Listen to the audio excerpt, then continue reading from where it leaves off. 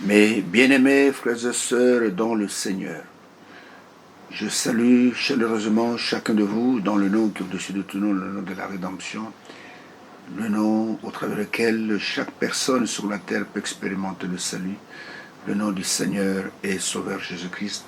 Et je souhaite à chacun de vous en particulier d'être entendu, d'être béni par le Seigneur et de pouvoir être bénéficiaire du salut qu'il offre gratuitement, être bénéficiaire de ses grâces, de ses bénédictions et de pouvoir être compté parmi les vainqueurs de cet âge. Parce que Dieu a besoin de vainqueurs dans tous les âges. Nous sommes dans le dernier âge, l'Odyssée, et il a besoin de vainqueurs. Ainsi que Dieu vous bénisse, quelle que soit votre communauté, quelle que soit votre appartenance spirituelle, quelle que soit la coloration de votre église. Je vous dis simplement qu'il n'y a pas plusieurs dieux, il n'y a qu'un seul Dieu. Il n'y a pas plusieurs sauveurs, il n'y a qu'un seul sauveur. Et ce sauveur-là s'est révélé à nous au travers de sa parole, au travers de l'évangile. Et il est venu sur la terre, il a pris le corps de chair semblable au nôtre pour pouvoir nous sauver. Il a pris un nom, ce nom c'est le Seigneur Jésus-Christ. Et c'est au travers de lui et de lui seul que nous avons accès au salut. Tout le reste n'est que du sable mouvant, oubliez ça. Tous ceux qu'on présente sur la terre comme étant de Dieu, comme étant de sauveurs, ne sont pas de sauveurs. Il n'y a qu'un seul Dieu, c'est celui qui a fait les cieux et la terre, c'est celui-là qui est Dieu. Ainsi que Dieu vous bénisse, quel que soit l'endroit où vous nous suivez, que vous soyez en Afrique, que vous soyez en Europe, que vous soyez aux États-Unis, que vous soyez en Océanie, que vous soyez en Amérique latine, que vous soyez au Proche Moyen-Orient, que vous soyez en Asie, que vous soyez n'importe où, en Océanie, que la grâce puissante repose sur vous. Et je prie pour que Dieu se révèle à vous et que vous puissiez comprendre que la terre ici, c'est un champ de mines, c'est un champ miné. Et Satan a sémé vraiment des mines partout. Et il n'y a que Dieu qui peut vous faire échapper à tous ces pieds de Satan. Et Satan est devenu très religieux, Satan a beaucoup des églises. Les églises que vous voyez, c'est vrai, elles prétendent être chrétiennes, mais quand vous regardez bien la loupe, elles ne sont pas chrétiennes. Ce sont des églises qui sont totalement dominées par des esprits. Et nous avons besoin du libérateur, nous avons besoin de celui qui peut nous affranchir de toutes les chaînes de l'ennemi et faire de nous les enfants du royaume. Ainsi que Dieu vous bénisse, et quel que soit l'endroit où ces jeunes vont vous atteindre, que la bénédiction du Tout-Puissant repose sur vous. Soyez simplement attentifs à la parole. Et si vous voulez savoir ce que nous vous disons est vrai, il n'y a qu'un seul test. Prenez la parole de Dieu, prenez la Bible et confrontez tout ce que nous disons avec les Saintes Écritures. Et voyez, si la chose n'est pas conforme, vous avez nos numéros de téléphone, vous avez nos emails, appelez-nous, contactez-nous et faites-nous des remarques constructives, pas pour provoquer des polémiques. La parole de Dieu n'appelle pas à des polémiques. La parole de Dieu, la Bible dit que la foi vient de ce qu'on entend et ce qu'on entend de la parole de Christ. Est-ce que Dieu vous bénisse? Pendant qu'encore une fois, nous allons nous tourner vers lui parce qu'il a des choses à nous dire et que lui seul puisse nous parler et qu'à lui seul toute la gloire puisse revenir parce qu'il est le seul qui le mérite, parce que l'œuvre du salut, c'est son œuvre personnelle. Mes bien-aimés frères et sœurs dans le Seigneur, comme je l'ai dit tout le temps, dans ces émissions, nous ne sommes pas là pour vous raconter des fables habilement conçues par des hommes, mais dans ces émissions, nous vous parlons véritablement de la parole du Seigneur. Nous vous annonçons la voie du salut. Nous vous annonçons comment le Seigneur est en train d'achever son œuvre sur la terre maintenant. Et heureuse la personne qui a la bonne compréhension, le bon discernement pour comprendre. Et si vous voulez même tester ce que nous disons dans ces émissions, mettez-vous à genoux dans votre chambre, posez la question au Seigneur, le même Seigneur. Ce que j'entends dans ces émissions, ce que cet homme déclare, est-ce que réellement c'est ta parole, ou bien c'est sa parole, ou bien c'est la parole d'une communauté? Je peux vous dire avec assurance que le Seigneur va vous parler, il va vous révéler que dans ces émissions, et ce que vous entendez, c'est réellement ma parole. Alors, nous sommes en train de parler du message biblique du temps de la fin. J'insiste bien, le message biblique, pas le message tout court. Le message biblique et tout ce qu'on présente comme message dans ce temps de la fin et qui n'est pas biblique, n'est pas le message biblique. Ainsi, nous voyons que beaucoup de gens se lèvent et disent que nous avons le message. Mais je vous pose la question, ce message que vous avez, est-il conforme aux Saintes Écritures? Parce que le message que nous avons, c'est le retour à la parole originale. C'est le retour à ce que Dieu nous a dit dans sa parole et au travers des prophètes et des apôtres, tel qu'il est écrit dans Éphésiens au chapitre 2. Donc avec moi, Éphésiens au chapitre 2. Et commençons par le verset 19. Regardez ce qu'il dit à propos de ceux qui sont véritablement de vrais croyants. Il est dit, Éphésiens chapitre 2, verset 9 au verset 22, il est dit, « Ainsi donc, vous n'êtes plus des étrangers, ni des gens du dehors. » Non, ce ne sont pas un dehors. « Mais vous êtes concitoyens des saints, gens de la maison de Dieu. Vous avez été édifiés. » Attention, attention. Vous avez été édifiés, c'est-à-dire vous avez été construits sur le fondement des apôtres qui représentent le Nouveau Testament et des prophètes qui représentent l'Ancien Testament, Jésus-Christ lui-même étant la pierre angulaire, la pierre qui soutient tout. En lui, tout l'édifice bien coordonné s'élève pour être un temple saint dans le Seigneur. En lui, vous êtes aussi édifiés pour être une habitation de Dieu en esprit. C'est-à-dire que le Saint-Esprit doit venir habiter en nous. Donc, nous avons été édifiés, pas sur les paroles de séminaire, pas sur les credos des églises, pas sur les dogmes des hommes. Nous avons été édifiés sur le fondement des apôtres et des prophètes. Et Jésus-Christ lui-même est en la pierre. C'est-à-dire que les apôtres, c'est le Nouveau Testament, les prophètes de l'Ancien Testament, et Jésus-Christ, lui, il tient le tout. Il est la pierre qui réunit le tout, parce que dans l'Ancien Testament, dans le Nouveau Testament, il est question de lui dans les Saintes Écritures. Si vous ne voyez pas Jésus dans l'Ancien Testament, dans tout ce qui est écrit dans la loi, si vous ne voyez pas Jésus, vous êtes un aveugle. Si vous ne voyez pas Jésus dans tout le Nouveau Testament, vous êtes un aveugle. Et lui-même, il est celui qui soutient toutes choses. Et l'apôtre Paul, qui est venu après les autres apôtres, voilà ce qu'il déclare dans 1 Corinthiens chapitre 3. Il dit ceci, et il est au chapitre 3, et au verset 9, au verset 10, il est dit, « Car nous sommes ouvriers avec Dieu. » Donc nous ne sommes pas des ouvriers indépendants. Vous êtes le champ de Dieu, l'édifice de Dieu, selon la grâce de Dieu qui m'a été donnée. À moi, Paul, j'ai posé le fondement comme un sage architecte. Pas les fondements, mais le fondement. Il n'y a qu'un seul fondement, comme un sage architecte, et un autre bâti dessus, mais que chacun prenne garde à la manière dont il bâtit dessus. Tu dois construire selon le fondement qui a été posé.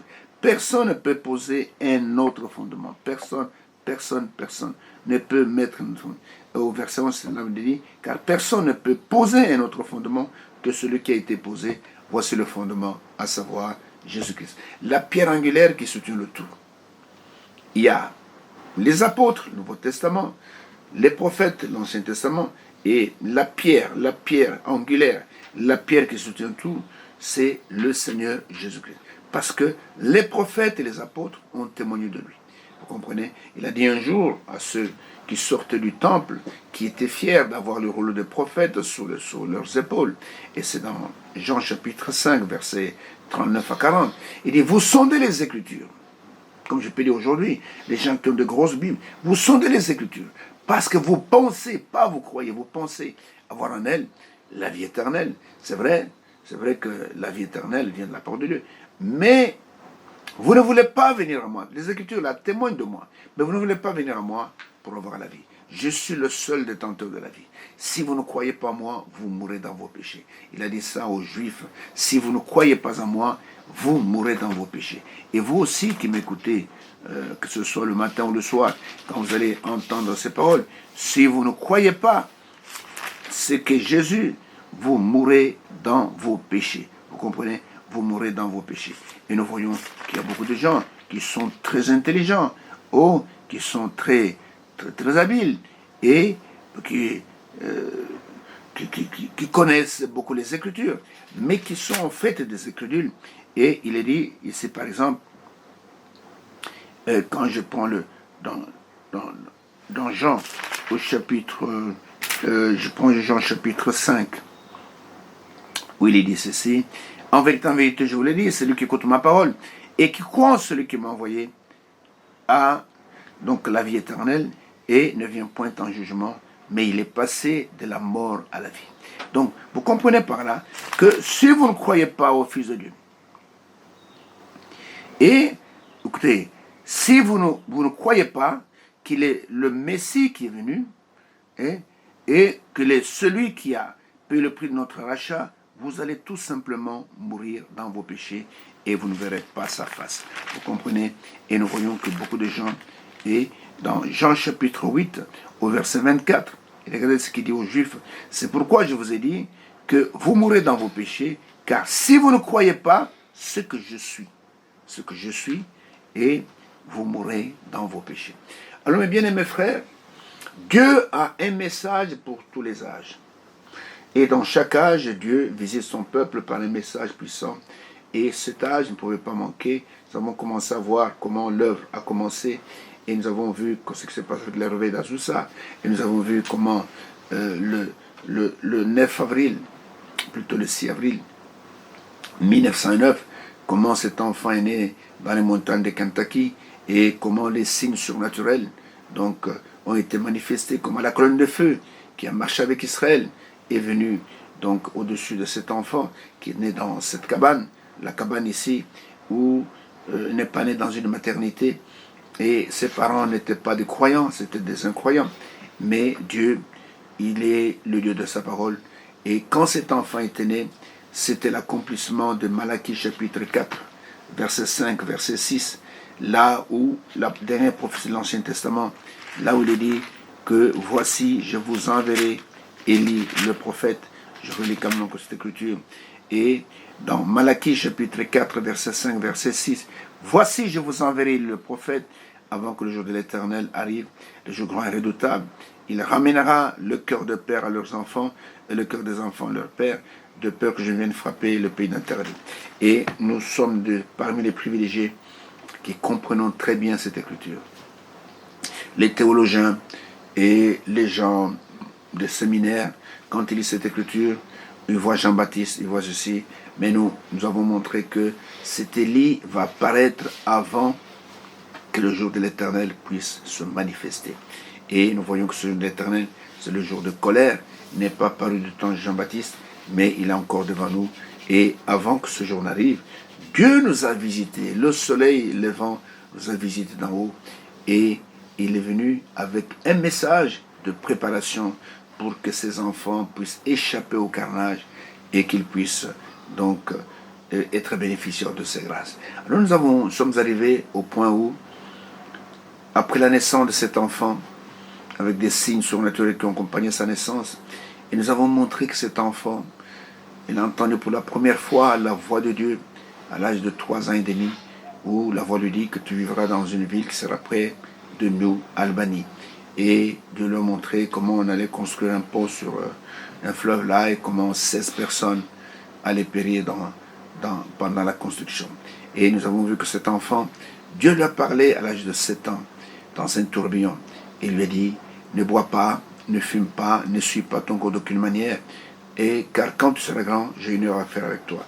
Parce que notre Dieu est un Dieu de sainteté, est un Dieu de pureté.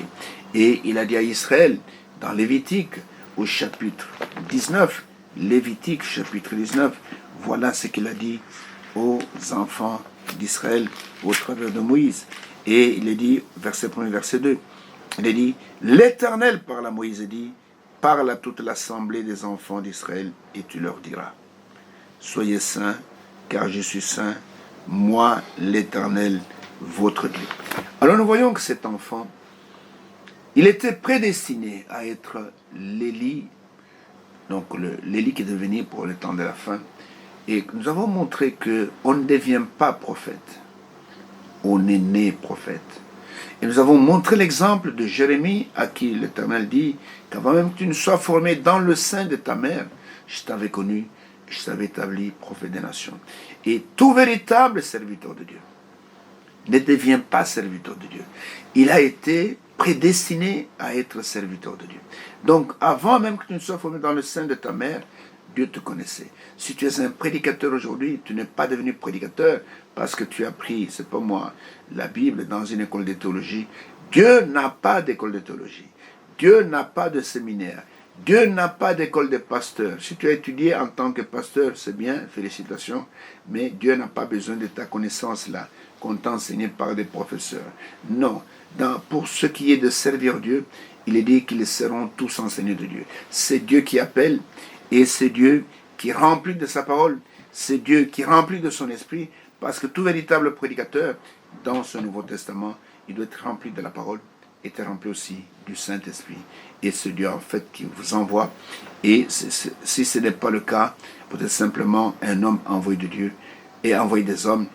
Et vous ne dites pas la vérité. Vous répétez ce que vous avez appris dans votre école de pasteur, ou bien dans votre école de théologie, ou bien dans votre séminaire. Alors nous voyons que cet enfant, Dieu a commencé à lui parler depuis 3 ans et demi. Et nous avons vu que quand il était devenu adolescent, il sentait dans son cœur qu'il y avait Dieu qui l'appelait à son service, mais il avait tendance à fuir. Et nous sommes arrivés là où, à l'âge de 19 ans, il s'est fait engager dans un ranch c'est comme une ferme, et pour être gardien de troupeau ou un cow-boy, et pour devenir un cow-boy. Et là, il est allé loin, dans l'ouest, par rapport à Kentucky. Il s'est éloigné de là, mais il sentait que réellement Dieu l'appelait. Il y avait un collègue de service qui était un véritable chrétien, qui chantait tout le temps avec sa guitare. Et lui s'est caché quand le soir ce frère-là chantait des cantiques à l'honneur de Jésus, des cantiques à l'honneur du calvaire, de cette croix bénie, au travers laquelle le salut nous est parvenu. Lui entrait sous la couverture, s'est bouché les oreilles, et il me disait, je pouvais entendre comme si, quand Dieu cherchait Adam, Adam où es-tu? Mais il n'était pas Adam, il n'est jamais Adam. Il n'y a qu'un premier Adam, un dernier Adam, et le premier c'était Adam qui a chuté, et le dernier Adam c'est le Seigneur Jésus-Christ. Il n'y a pas de troisième Adam. Quiconque prêche ça, c'est simplement un ignorant, il ne connaît même pas la Bible. Et nous voyons que, et pendant qu'il était là, et la nouvelle est venue, une mauvaise nouvelle est venue, que son frère Édouard, celui qui venait juste après lui, venait de décéder dans un accident. Et il a dû rentrer pour pouvoir, assister aux funérailles de son frère. Et je vous dis tout ça pour vous montrer que cet homme n'était pas Dieu. Aujourd'hui, on l'a divinisé par beaucoup de gens, on en a fait leur idole. William Branham n'était pas Dieu, William Branham était l'Élie qui devait venir. Et c'est comme si Jacques a senti qu'au temps de la fin, qu'on allait diviniser Élie. Et regardez ce qu'il dit à propos de Élie le Tishbite. Et cela est valable pour l'Élie du temps de la fin. Et si vous allez dans Jacques au chapitre 5, je pense seulement, verset 17, verset 18, et regardez ce que Jacques déclare à propos d'Élie le Tishbite, qui est valable pour, je peux dire, tous les Élis, et qui est valable pour l'Élie du temps de la fin, et qui s'appelle William Branham. Il dit, Élie était un homme de la même nature que nous. William Branham était un homme de la même nature que nous. Il pria avec instance pour qu'il ne pleuve point, et il ne tomba point de pluie sur la terre pendant 3 ans et 6 mois, ou 3 ans et demi. Puis il pria de nouveau, et le ciel donna de la pluie, et la terre produisit son fruit. Ce n'était pas qu'Élie était Dieu, non. William Branham, au travers de son ministère, Dieu a fait des grandes choses. Comprenez? Cela ne fait pas de lui un Dieu. Moïse a parlé en Égypte. Il y a eu des poules, il y a eu des grenouilles. L'eau de toute l'Égypte s'est changée en sang. Moïse n'était pas Dieu. Comprenez? Soyez équilibrés. Ne devenez pas des insensés. Vous comprenez? Josué a parlé, le ciel, le soleil s'est arrêté, la lune s'est arrêtée. Josué n'était pas Dieu. Vous comprenez? Et le Tishbite a frappé les eaux avec son manteau. Les eaux du Jourdain se sont ouvertes. Élie n'était pas Dieu. Il était un homme. Ce sont des personnes au travers desquelles Dieu agit puissamment pour montrer que c'est moi qui les ai envoyés. Vous comprenez? C'est moi qui les ai envoyés. De prophètes de Dieu ont accompli des choses surnaturelles. Et cela ne faisait pas eux le Dieu majeur. C'était des petits dieux, en ce sens qu'ils reflétaient le Dieu majeur. Et eux, c'était des dieux mineurs. Mais nous voyons qu'aujourd'hui, il y a des gens qui baptisent en son nom. Il y en a des gens qui se prosternent devant ces photos. Oh, vous êtes simplement saisis par des démons et vous ne le savez pas. Alors, vous voyez, je vous raconte tous ces détails pour vous montrer d'abord comment il a cheminé lui-même et comment, et à la fin, Dieu l'a pleinement manifesté comme étant l'homme envoyé par Dieu et pour cet âge, le prophète de l'heure. Et il avait des faiblesses comme toi et moi, et il avait des manquements comme toi et moi, il pouvait commettre des erreurs comme toi et moi, parce qu'il n'y a que Dieu qui est parfait. Écoutez-moi, vous frères du message. L'infaillibilité ne peut être attribuée à aucun homme. L'infaillibilité est seulement attribuée à Dieu et à sa parole. Parce que dans Romains chapitre 3, verset 4, Romains chapitre 3, verset 4, revenez à l'enseignement de la Bible, cessez d'être des idolâtres. Il n'y a qu'un seul Dieu, c'est le seul là que nous adorons. Et Romains chapitre 3, verset 4, il est dit, loin de là, que Dieu au contraire soit reconnu pour vrai, c'est-à-dire le véritable. Et que tout homme, qu'il soit prophète, qu'il soit apôtre, qu'il soit évangéliste, qu'il soit pasteur, que tout homme soit reconnu pour menteur, selon qu'il est écrit, afin que tu sois trouvé juste dans tes paroles. Donc, l'infaillibilité ne revient qu'à Dieu seul. Frère Branham, en tant qu'homme, il a fait des erreurs. Frère Franck, en tant qu'homme, a fait des erreurs. Tous les vrais serviteurs, que ce soit ceux qui sont dans la Bible, que ce soit ceux qui sont sur la terre aujourd'hui, nous faisons tous des erreurs. Le problème disait, notre nature, c'est de faire des erreurs, et la nature de Dieu, c'est de corriger nos erreurs. Donc, il n'y a personne qui est infaillible. Nous devons tester tout ce qu'un homme dit, que ce soit ce que Frère Branham dit, que ce soit ce que Frère Franck dit, nous devons tester avec le test de la parole. Si la chose que Frère Franck dit n'est pas conforme à l'Écriture, mettez ça à la poubelle. Si celle que Frère Branham dit n'est pas conforme à la poubelle, mettez à la poubelle. Nous avons besoin de demeurer uniquement avec le « ainsi dit le Seigneur ». Alors nous voyons que cet homme, William Branham, était un homme de la même nature que nous, avec les mêmes faiblesses. Mais sauf qu'il avait une charge supérieure. Il était celui qui était choisi par le Seigneur pour manifester sa puissance. Vous comprenez? Alors nous voyons que quand ce garçon est rentré à la maison, à cause du deuil de son frère Édouard, alors il y a eu les funérailles. Et il y a eu un pasteur baptiste, il y a eu un pasteur, le révérend, un pasteur baptiste McKinney. Et lors de son sermon, au funérailles d'Édouard, pendant qu'il prêchait, brusquement il dit, il se peut qu'il y ait ici parmi nous quelqu'un qui ne connaisse pas Dieu. Il se peut qu'il y ait quelqu'un ici. Il dit seulement qu'il doit l'accepter maintenant. Il se peut qu'il y ait quelqu'un parmi nous ici. Et ces paroles sont allées tout droit dans le cœur de ce jeune homme qui est assis dans l'assistance. Il dit, il a baissé la tête, c'est comme si on s'adressait à lui seul. Il dit, c'est Dieu qui continue à m'appeler. Et il se peut qu'il y ait quelqu'un ici qui ne connaisse pas Dieu. Et ne connaissait pas Dieu. Vous savez, quand il a entendu cette voix dans cet arbre un peu plié, qui lui a dit, ne bois pas, ne fume pas, ne suis pas ton corps. Plus tard, il est retourné à cet arbre avec une lettre, avec ses requêtes. Il a écrit à Monsieur Dieu.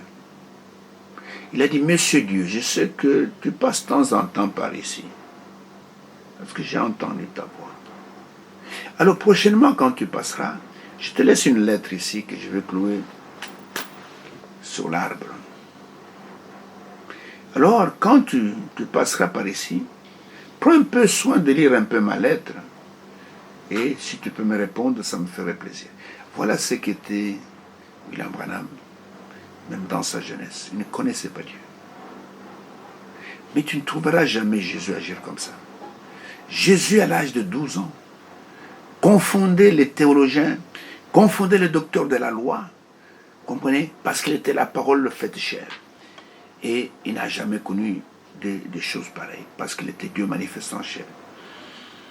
Et nous voyons que quand le pasteur Makiné a dit ça, ça l'a touché.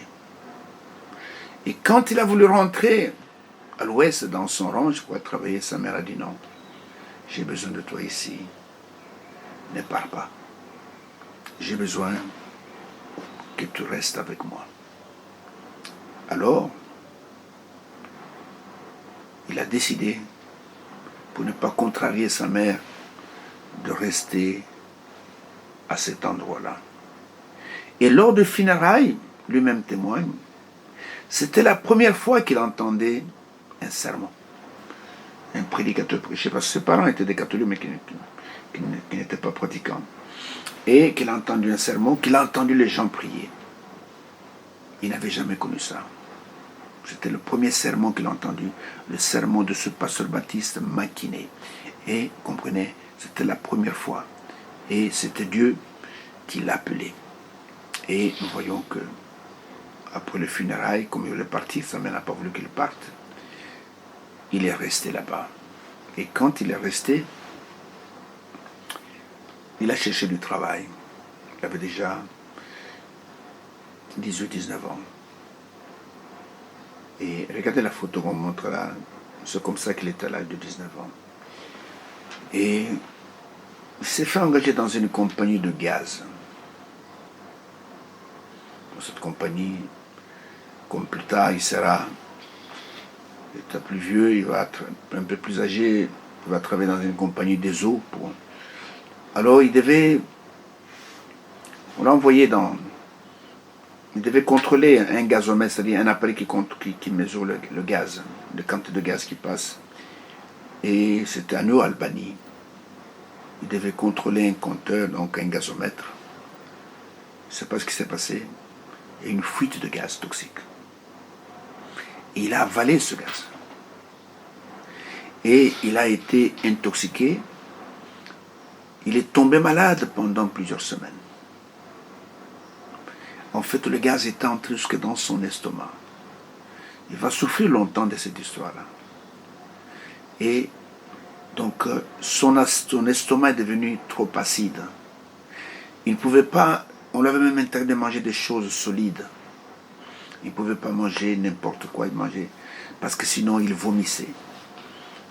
Et on l'a mené dans des hôpitaux, on l'a mené dans un centre à Louisville, qui est juste en face de Jeffersonville. Et là, les spécialistes l'ont examiné. Et en tout cas, il était très mal en point.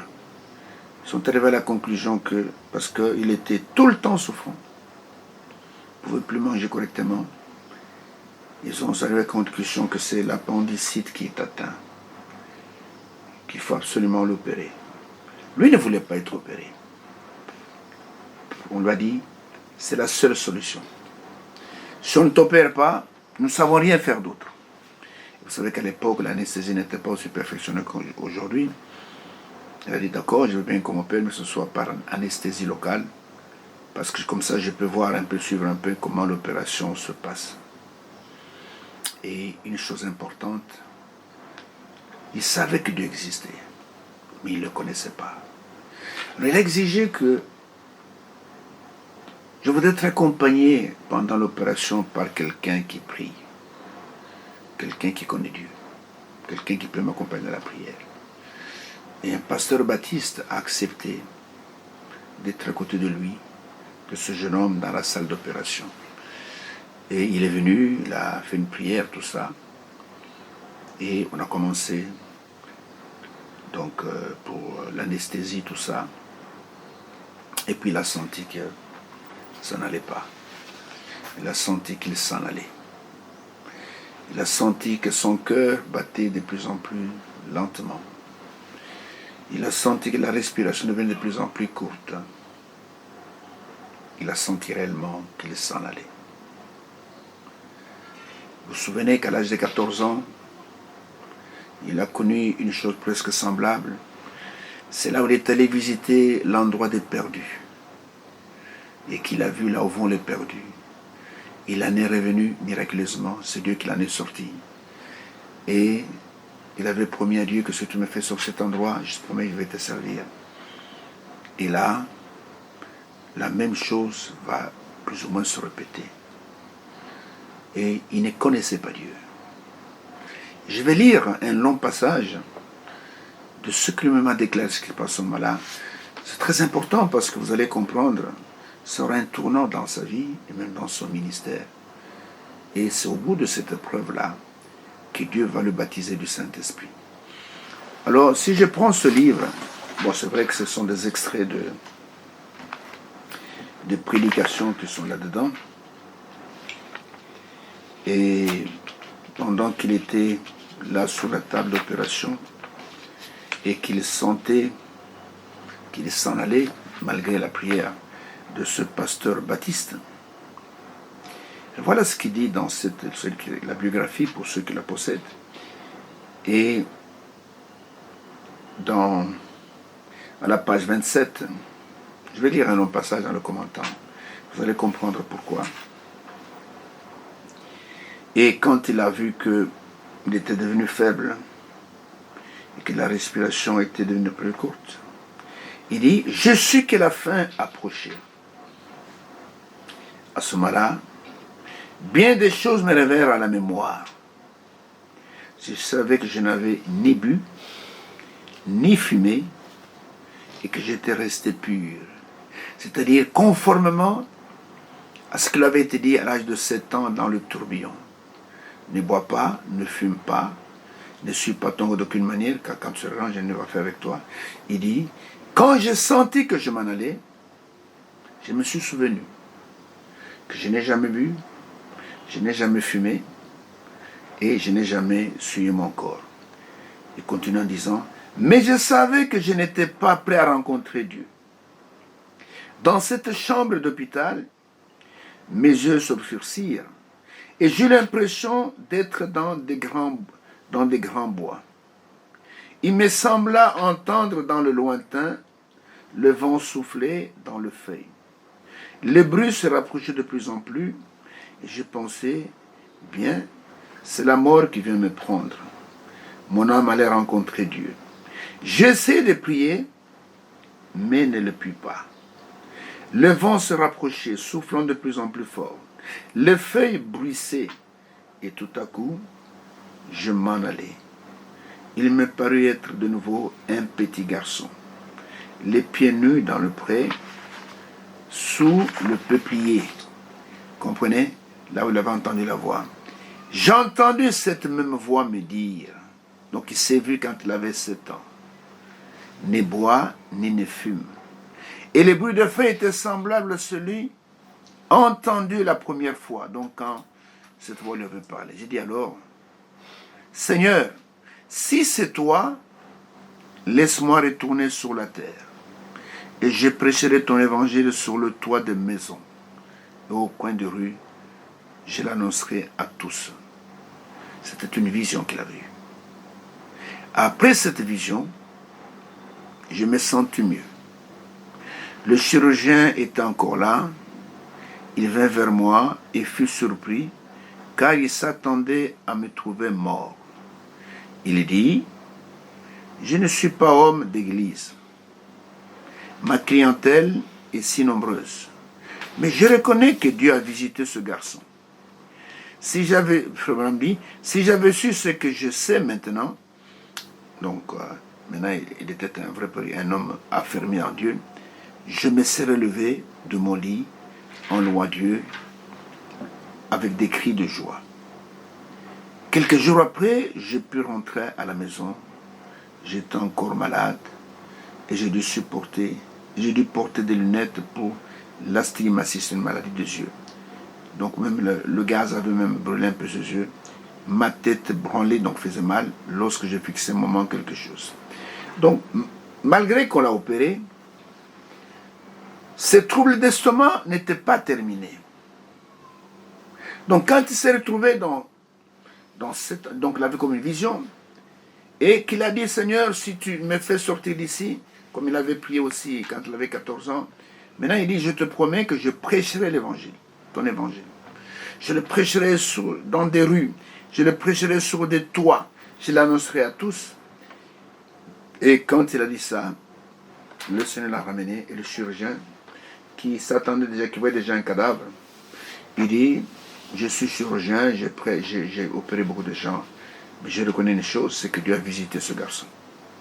C'est-à-dire que ce n'était pas Dieu, il ne se serait pas réveillé. Et il est sorti de l'hôpital, il avait été opéré de l'appendicite, mais les troubles d'estomac vont continuer. Vous allez comprendre plus tard pourquoi. Alors, je continue à lire la lecture dans la biographie.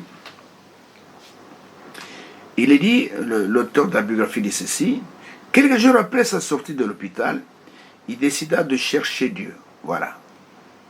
Il a compris qu'il a frôlé la mort, il cherchait Dieu, mais jusque-là, il n'avait jamais eu d'éducation religieuse. Il dit, laissons-le nous raconter. Voilà quelqu'un qui avait soif de Dieu, qui sentait que Dieu existe, qui avait envie de le servir, mais qui ne savait pas comment s'y prendre. Parce qu'il était entouré de dénominations, entouré des organismes religieux qui racontaient beaucoup de choses et qui prétendaient beaucoup de choses, et c'est ce qu'elles n'étaient même pas. Alors, écoutez ce qu'il dit. J'étais décidé à chercher, à trouver Dieu. J'allais d'église en église, cherchant un milieu qui pratiquait encore la bonne religion d'autrefois. Mais c'est triste à dire, je ne le trouvais nulle part. J'ai cherché, je ne trouvais nulle part. Étant d'origine irlandaise, donc catholique, parce que les Irlandais sont des bons catholiques, ils ont un patron qui s'appelle Saint Patrick, qui est leur patron en tant que catholique. Donc, étant d'origine irlandaise, donc catholique, j'ai pu constater que le catholicisme était corrompu, pourri. Alors j'allais dans une certaine église dénominationnelle de cette ville. Il disait, nous sommes le chemin, la vérité et la vie. Nous avons tout cela. J'avais joué autrefois avec un petit garçon luthérien allemand. Je lui demandais, à quelle église vas-tu? Il dit, je vais à l'église telle. J'y allais et j'ai vu qu'eux aussi disaient être le chemin. J'allais ensuite chez le frère d'elle, de l'église baptiste. Ils me disent, c'est ici le chemin. Oh mon Dieu, dis-je, je suis tout embrouillé. Je ne sais plus quoi faire. J'aimerais être dans la droiture. Je ne savais pas ce que je devais faire.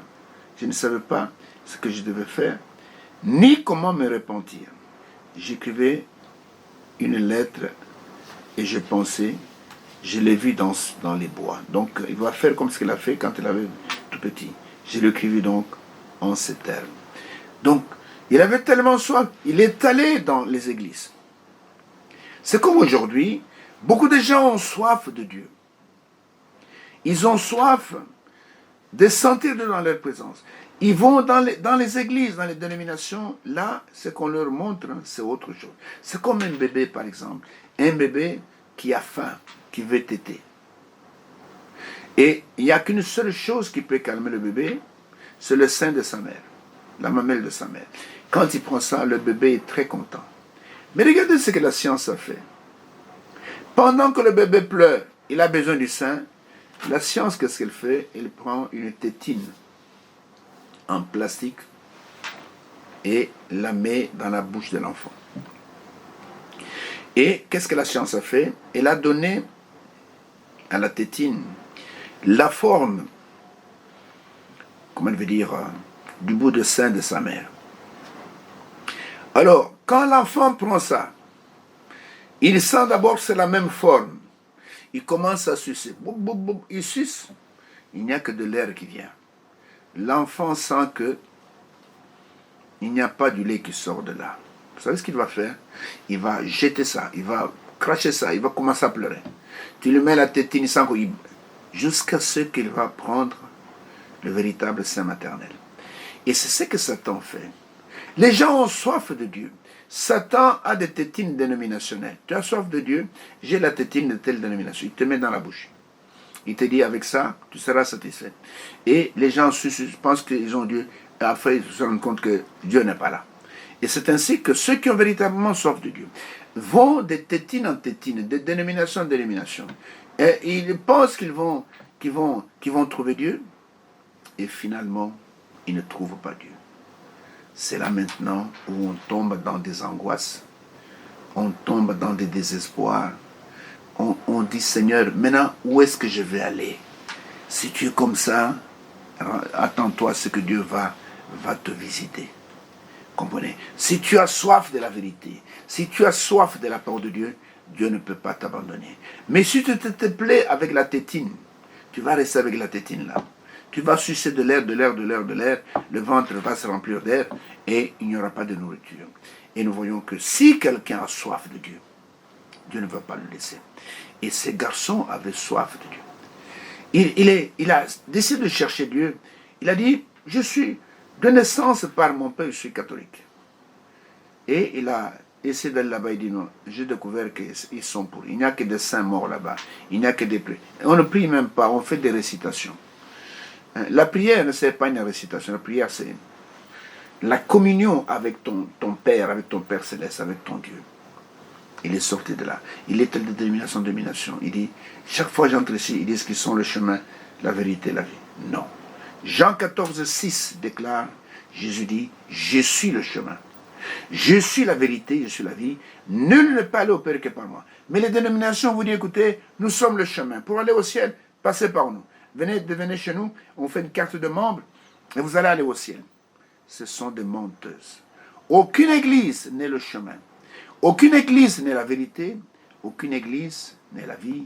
Il n'y a qu'un seul qui est le chemin, la vérité, la vie, c'est le Seigneur Jésus-Christ.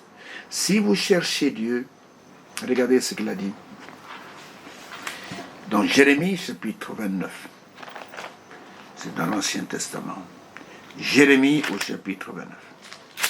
Et je voudrais vous encourager à chercher Dieu. Et je cherche Dieu. Et si vous le cherchez de tout votre cœur, il va se révéler à vous. Et dans Jérémie chapitre 29, je commence par le verset 11. Et je vais aller jusqu'à même une partie du verset 14. Il dit, car je connais les projets que j'ai formés sur vous.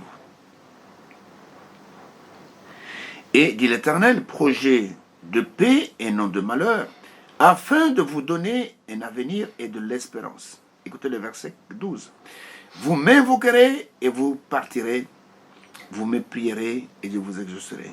Vous me chercherez et vous me trouverez si vous me cherchez de tout votre cœur. Je me laisserai trouver par vous, dit l'Éternel, ainsi de suite. Si vous me cherchez de tout votre cœur, je me laisserai trouver par vous.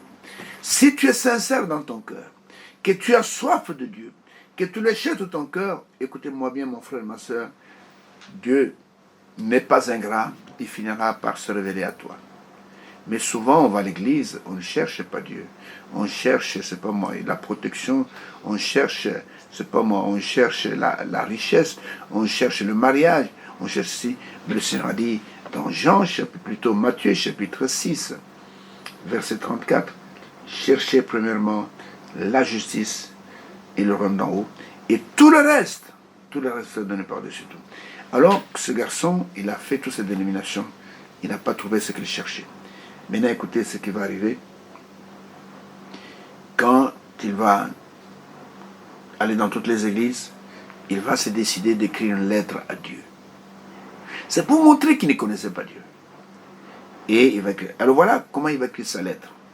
Cher monsieur, parce que je chasse l'écureuil par ici, je sais que vous passez par ce chemin. Pourquoi? Parce que tu m'as parlé dans le peuplier là-bas. Je sais que vous passez par ici. J'aimerais vous dire quelque chose. Et il a écrit une lettre comme ça.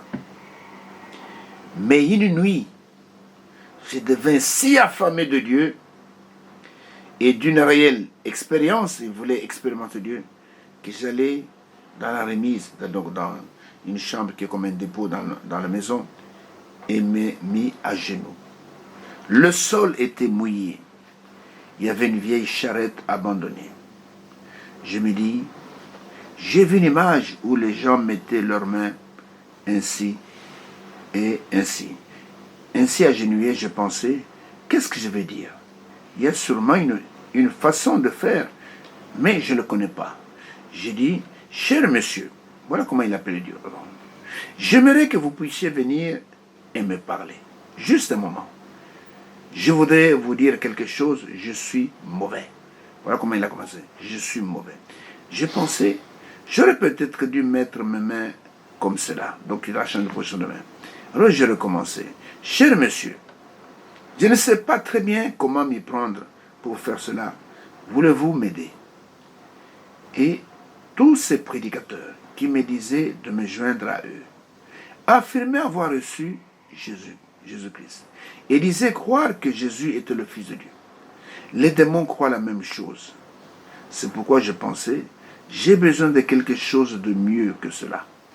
J'ai lu le passage racontant l'épisode de Pierre et des gens qui passant près de la belle porte, virent un homme boiteux de naissance. Pierre lui dit, je n'ai ni or ni argent, mais ce que j'ai, je te le donne. Il dit, je savais que je n'avais pas cela. Alors j'essaie de l'obtenir. Je ne savais pas comment prier. Je mettais mes mains d'une certaine manière, je me prosternais comme ceci. Bien sûr, Satan entra en scène et veut me dire, tu vois, tu as attendu trop longtemps, tu as presque 20 ans, il ne vaut plus la peine d'essayer. Alors je fus brisé, je me mis à pleurer. Alors quand je fus vraiment brisé, j'ai dit, je vais parler. Si vous ne me parlez pas, moi je vous parlerai de toute façon. Je ne vaux rien. J'ai honte de moi-même. Monsieur Dieu, je sais que vous m'entendez quelque part. M'entendez-vous? J'ai honte de moi-même. J'ai honte de vous avoir négligé. Écoutez maintenant ce qui va arriver. Écoutez ce qui va arriver. À ce moment, j'ai relevé les yeux et une certaine sensation étrange m'envahit. Une lumière entra dans la pièce, formant une croix. Puis une voix, comme je n'en avais jamais encore entendu de ma vie, me parla. Je regardais vers cette lumière, pétrifié, terrorisé. Je ne pouvais faire un geste. Je restais là et je regardais. Bientôt la lumière s'en alla. J'ai dit, monsieur, je ne comprends pas votre langue. Si vous ne pouvez pas parler dans la mienne, je ne comprends pas ce que vous me dites. Si vous m'avez pas pardonné, alors je sais que je suis inscrit sur cette croix là-bas, que mes péchés se trouvent là. Si vous voulez me pardonner, alors revenez tout simplement et parlez-moi dans votre propre langue. Alors je comprendrai que je suis pardonné. Et que je suis pardonné. Même si vous ne pouvez pas parler ma langue, faites-le revenir encore une fois. Et elle est revenue. Donc la lumière, elle est revenue. Ce fut comme si on m'avait ôté des épaules un poids de 40 tonnes. Je me mis à descendre le long du trottoir, comme si je ne pouvais plus toucher la terre. Il y avait derrière chez nous une voie de chemin de fer. Je me mis à courir et à sauter comme un fou sur cette voie. Je ne savais comment expliquer mes sentiments. Oh, si j'avais su pousser des cris d'allégresse, je criais, bien sûr, mais à ma manière, vous comprenez.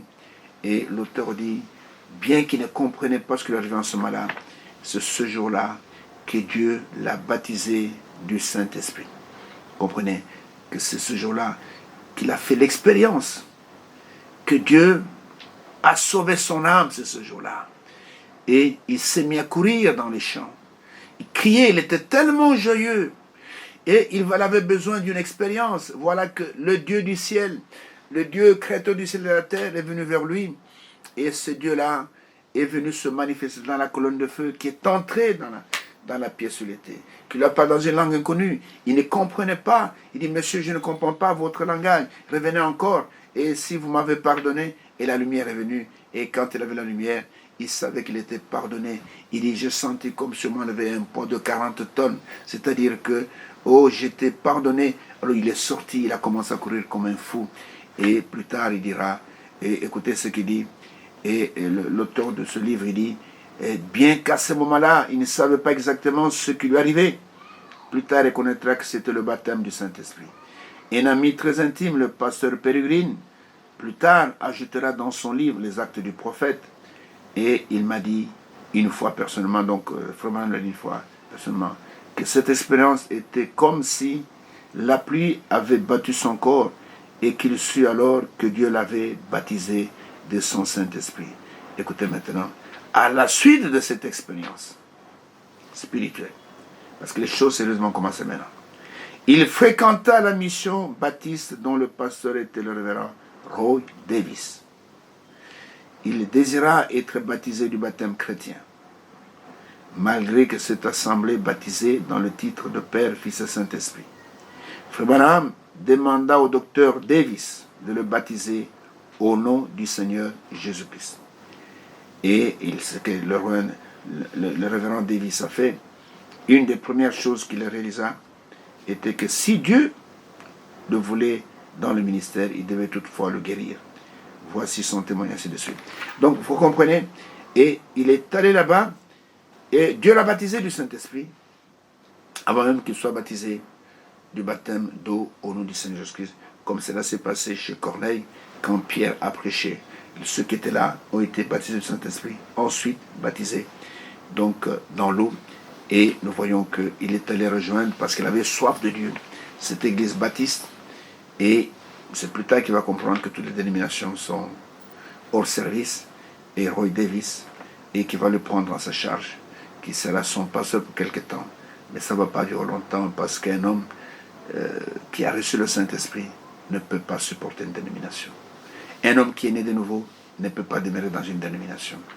Et nous voyons que, et c'est là où qu'il va fréquenter cette église, et il va demander, il avait reçu la révélation du baptême, et au révérend Roy Davis, écoutez, vous baptisez dans le titre de Père, Fils et Saint-Esprit, mais je vous demande une chose, vous allez me baptiser moi, mais quand vous allez me baptiser, baptisez-moi dans le nom du Seigneur Jésus-Christ.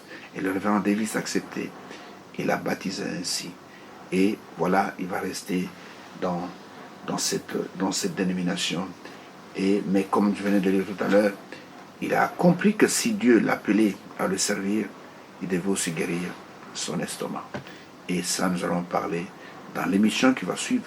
Et nous allons voir comment le Seigneur va le guérir d'une manière miraculeuse. Parce qu'il ne devait manger rien de solide. Les médecins avaient dit que s'il mangeait de solide, il serait mort. Et Dieu va le pousser dans une église où un pasteur, bien qu'il était baptiste, mais il pratiquait même l'onction d'huile pour le malade. Et c'est au travers de cela que le Seigneur va le délivrer de ce mot d'estomac. Et ça, nous allons le voir. Sa mère disait, si tu fais ça, tu vas mourir. Et après la prière, il va aller prendre des choses solides, il va manger. Alors que le médecin avait dit qu'il ne touche pas ça. Et il a dit, si je meurs, que je meurs. Alors c'est que Dieu aura menti. Mais Dieu a dit que si on fait ça seulement, qu'on a prié pour moi, je suis guéri. Et nous allons voir ce qui va arriver. Alors vous comprenez, mes bien-aimés frères, au travers de toutes ces expériences, que ce jeune homme qui avait soif de Dieu, qui était un homme comme toi et moi, ce n'était pas un Dieu. Je reprends tous ceux qui prennent cet homme comme un Dieu. Et il va grandir dans la foi. Nous allons voir comment, en ayant rejoint le révérend Davis, et Roy Davis, et comment plus tard il va le quitter, parce que le révérend Roy Davis va vouloir le forcer à ordonner des femmes prédicatrices. Ce qui se faisait chez les pentecôtistes. Vous souvenez-vous, quand nous avons parlé de William Seymour, et ce qui s'est passé avec mon pentecôtiste, il y avait des femmes prédicatrices, et il a dit au révérend Davis, dit, révérend, je ne refuse pas, montre-moi dans les Écritures où Dieu a ordonné des femmes prédicatrices. Si vous me le montrez, alors je vais le faire. Et le révérend lui a dit, je n'ai pas besoin de te le montrer. C'est moi qui suis pasteur. Et c'est moi qui ordonne. Ou tu fais ce que je te dis de faire, ou tu quittes mon église. Et il a dit, dans ce cas-là, révérend, je préfère partir. Et c'est comme ça qu'ils vont se séparer avec le révérend Roy Davis. Et à partir de ce moment-là, frère, Dieu va se saisir de ce jeune homme. Et vous allez voir que le réveil qui va commencer avec lui. Oh, d'abord avant de quitter le révérend Roy Davis, il lui a dit, Dieu m'a dit que j'ai prêché devant des foules. Et j'ai pris même pour des rois. Le révérend s'est moqué de lui. Toi avec ton anglais ici, même pas l'anglais, ton patois de Kentucky, qui va t'écouter? Il s'est moqué de lui. Mais ce que Dieu avait dit allait réellement se réaliser. Et il allait, au travers de lui, le réveil va enflammer toute la terre. C'est au travers de lui que nous avons ce que vous entendez aujourd'hui, le message biblique du temps de la fin, qui est le retour à la parole originale. Et ce sera un réveil extraordinaire, avec des signes et des prodiges, oh, comme jamais Dieu ne l'a fait dans toute l'histoire de l'humanité. Et donc, Jésus a fait des miracles, c'est vrai, des miracles puissants, mais il a fait quelques miracles. Mais au travers du ministère de cet homme, Dieu va faire des miracles énormes, à tel point comme à Durban, en Afrique du Sud, quand il était de passage là-bas, on a rempli, lors d'un seul rassemblement, 7 camions de béquilles, des estropiés, des gens qui étaient des handicapés, qui ont marché le même jour. 7 camions de béquilles, frère. Et je ne sais pas si vous pouvez me donner quelqu'un dans l'histoire de l'Église qui a fait ça. Et ce n'était pas William Branham, c'était Dieu dans William Branham qui a opéré cela. C'était pour réveiller notre esprit, pour que nous puissions savoir que le soleil levant nous a visités en haut, que nous sommes réellement au temps de la fin, et que bientôt, oh, la page va se tourner, et que le Seigneur va se tourner vers Israël pour achever son œuvre avec eux, que bientôt, nous, ça va se terminer.